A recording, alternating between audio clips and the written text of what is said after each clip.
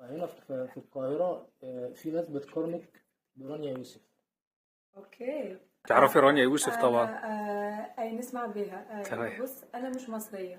انا فنانه تونسيه. يعني عندي ما تربيتش في مصر. يعني عندي عقليه مختلفه، وتربيت في مجتمع مختلف وفي عقليه مختلفه. فعارف يعني احنا تأثر يعني من الاستعمار الفرنسي.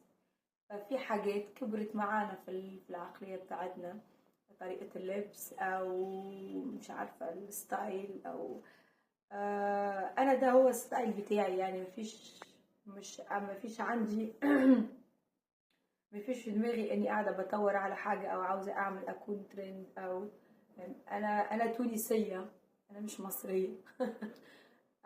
هي دي طريقة لبسي يعني.